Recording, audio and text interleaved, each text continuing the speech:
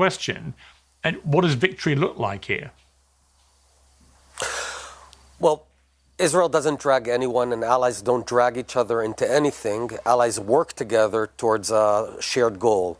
And the goal is to remove Iran as a nuclear threat to the world.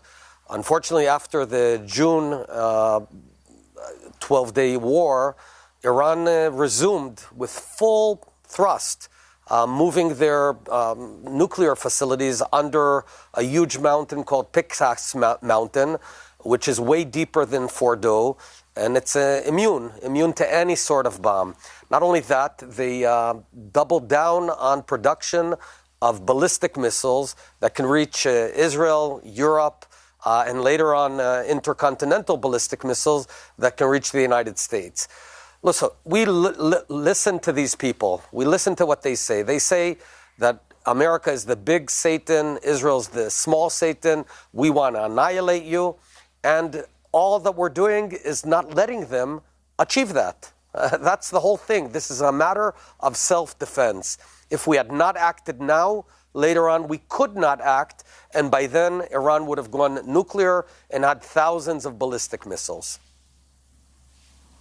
Is your position in Israel that every country should be properly transparent about their nuclear capability? Our position is to not allow nations that explicitly say they want to annihilate another nation acquire a nuclear weapon. Right, but countries should be transparent about their nuclear capability. I think the world needs to prevent from countries that have genocidal intent acquiring any sort of meaningful weapons, certainly not nuclear weapons.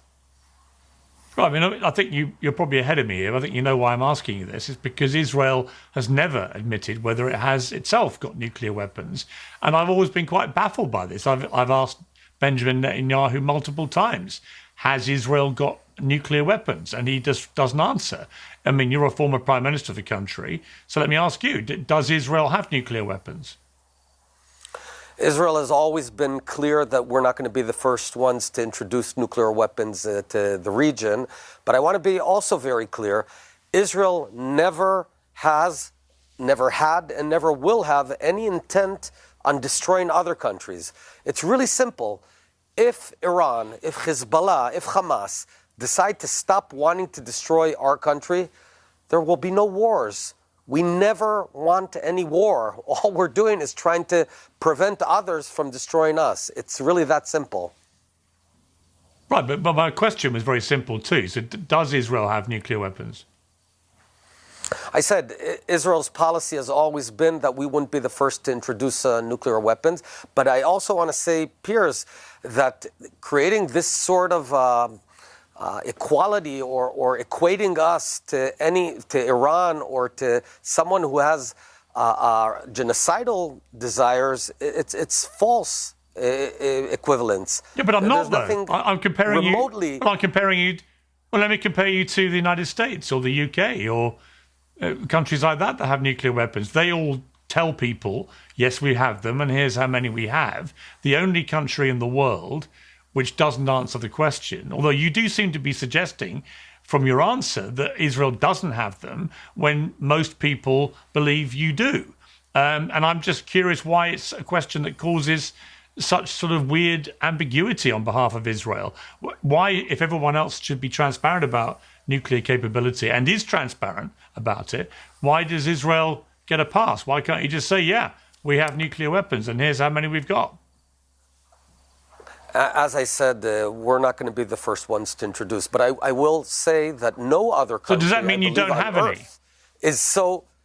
I believe, Piers, you're a very intelligent guy, and you can ask it in 20 different ways. And all I can say is there's no other country on earth that is so threatened by others. And I also want to say something. We're doing the work of the world, the hard, tough work of neutralizing genocidal regimes from acquiring nuclear weapons. Look at Iran right now. They've shot at the Saudis, at Bahrain, at the Emirates, at Kuwait, at Jordan, even at Cyprus in Europe. they're shooting everyone that didn't even shoot them.